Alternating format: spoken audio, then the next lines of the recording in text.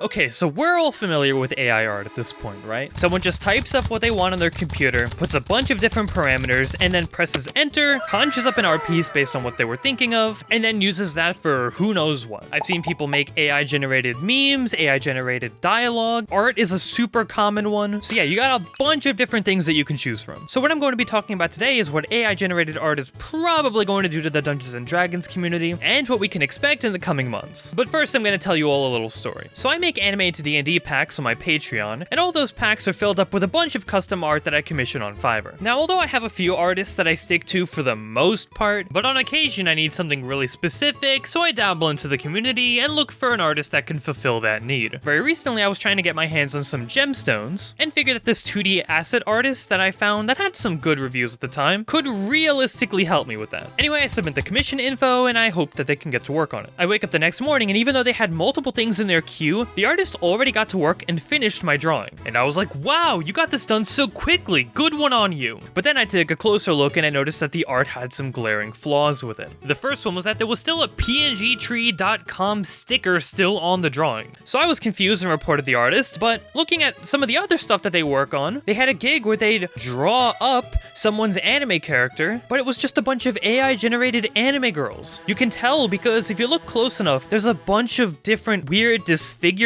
with the drawing that just make it all weird, like hair not lining up correctly or different pixels being out of place. I don't know, it's just like if you're an artist, you get a third sense for this sort of stuff. And that got me thinking, so if this is going to be the case now where Fiverr artists sell you stuff they generated in the past 5 minutes, then I'm not too sure what's going to end up happening to the D&D community soon. A lot of third-party D&D materials are praised for being so much more creative than Wizards of the Coast ever could. A lot of people aren't happy with Wizards of the Coast and the direction that they're bringing the game in. And I can easily understand why people would want to go for third-party content, because creators who aren't tied up to the corporation are able to do a lot more creative stuff with the hobby and ultimately design stuff that the community actually wants. I talked about it in a short before, where homebrew and third-party content is basically the lifeblood of the game at this point, and that if anything happens to that, D&D is going to really suffer as a result. But all this AI generating stuff gives me some worry for not only the stuff that's being published nowadays, but the stuff that's going to occur in the future. What do I mean by that? Well, imagine this, right? So in order to make something that looks really good and appealing, you need a bunch of art. Sure, someone might be interested in buying a really well-written material that's just text, and that's perfectly fine, but a good majority of people are interested in the pictures, they're interested in whatever looks cool at the time, right? Like, that's the gimmick, that's the pull. If you want to get someone interested in your work, you need to pull them in with something that they can digest easily. For instance, it's mathematically proven that people on Reddit have a tendency to upvote things that are just a picture rather than words so much more frequently. Not a whole lot of people are going into those deep dives of text walls that take a lot more effort to get into and enjoy.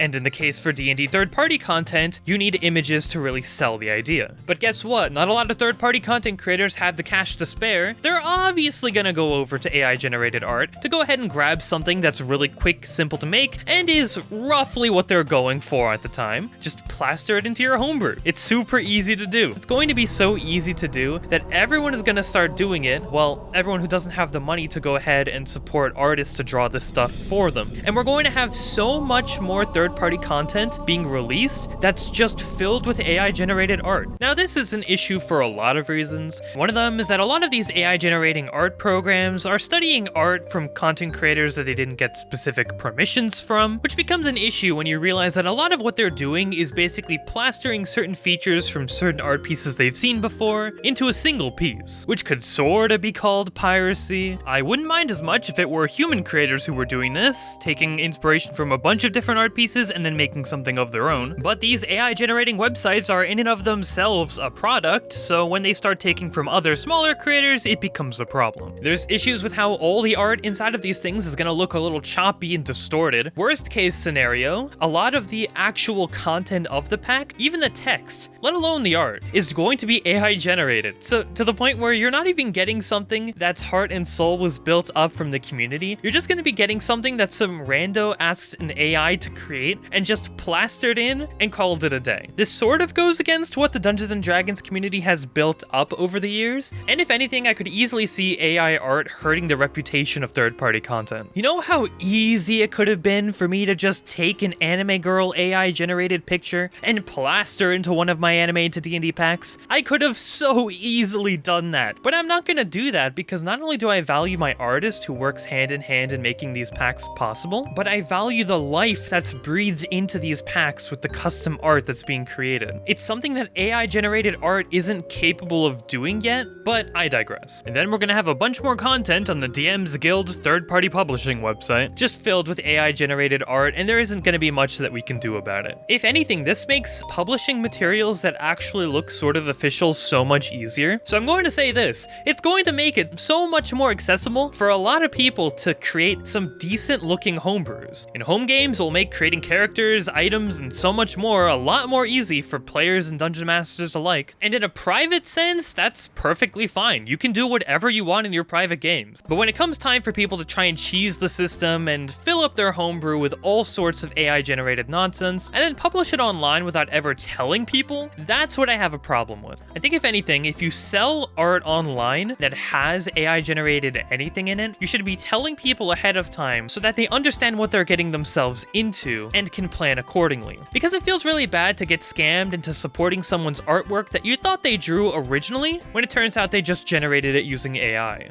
At this point, am I supporting the creator more or the intelligence that designed this thing for you? I haven't done much research into how prevalent this actually is currently. If anything, I'm worried that me talking about this now will finally get people thinking about it, and then we'll have so much more of it then. But like, at that point, someone had to bring it up, right? If not me, then it was gonna be someone else talking about it in the same capacity. But I would sooner bet that people are already starting to do this now though, so yeah. There's only two things that I can hope for, and it's that either people who use AI generated art at least tell you beforehand that it's included in the packs they're purchasing, or that nobody uses AI generated art at all so we can keep the integrity of third-party content intact. Hey, one way or the other, this is the future that we're gonna be living in, so the best thing I can do is to tell you all to keep your eyes peeled from content creators that are gonna be taking advantage of AI generated art to get some quick stuff out to the community fast. And it's gonna be up to you on whether or not you want to support this kind of content moving forward. I, for one, am gonna continue supporting the artists that make my homebrew available, and would personally recommend that anyone with the cash do the same, because even if it doesn't look like it, a properly written commission document and an artist that properly understands your vision will breathe life into your content that AI generated art could never do. Speaking of incredible content, animated D&D books are still available. You can find them on the website. But yeah, that's about it, everyone. Thanks for tuning in to this little rant of mine. Like and subscribe to stay notified when the newest videos come out. Thanks for watching, and I'll see you all in the next video.